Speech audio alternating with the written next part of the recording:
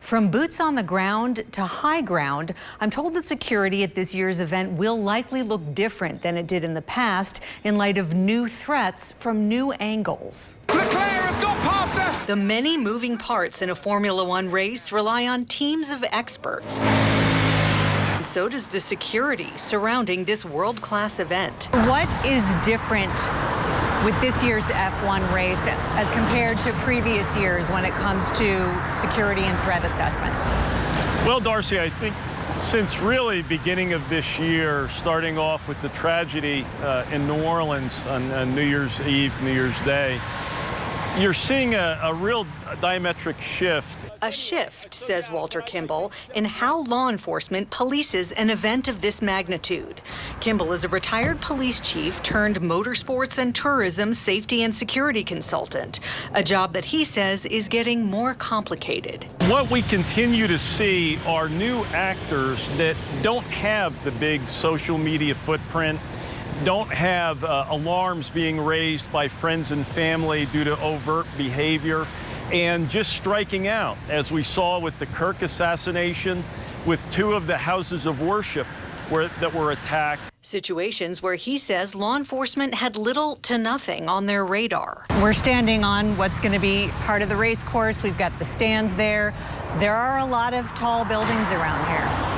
Well, absolutely, and that's what makes this extremely difficult. Public streets, tall buildings, many places that someone could secrete themselves and hope to do some type of harm. Do you think we should expect to see like law enforcement officers on the tops of those hotels or in those upper floor suites? Yes. He says that kind of active surveillance is referred to as sweep it and keep it.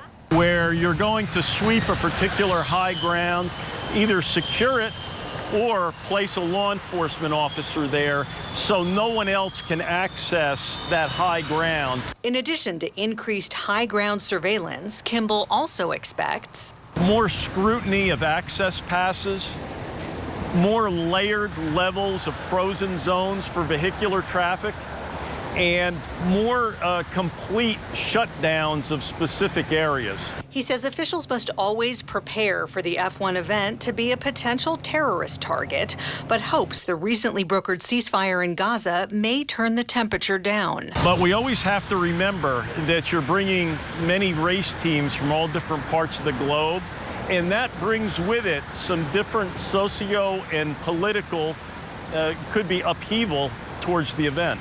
Pro-Palestinian protests this year have disrupted and in some cases halted sporting events, including Spain's most prestigious cycling race, the Spanish Vuelta. The final stage in Madrid was canceled due to massive demonstrations that blocked the roads and finish line. Other cycling events, soccer matches, as well as Wimbledon in June and a Davis Cup tennis match in September were impacted by protest-related safety concerns. I think that you're going to have to take a cautionary note towards that, and I'm sure that the Intelligence Division of Metro is doing that, in that I see a lessening, a potential lessening, but I don't believe at this juncture, since the negotiations are so new, that it's eliminated. As we've reported in the past, the F1 event also brings increases in specific types of crime. Something that's tremendously alarming is the movement in human trafficking at events like this. In 2023, a Metro sting operation resulted in more than 70 arrests during Las Vegas Grand Prix weekend. 215 victims were identified and offered help. Kimball expects a similar focus at this year's event. He emphasized how local hospital and hotel workers, even race fans, can be part of the solution. All of the folks that are going to be attending here need to recognize the universal sign for "I need help." As he's demonstrating, it's a one-handed gesture where you hold your palm out, tuck your thumb into your palm, then fold your fingers down over your thumb. It's a discreet signal that can be used in situations where verbal communication is not safe, allowing a person to reach out for help without drawing attention. Obviously, this is a challenge, having a race on public streets, But we also have a few years of experience and successes under our belt. As Kimball said and Metro reinforced in its press conference, everyone needs to be vigilant.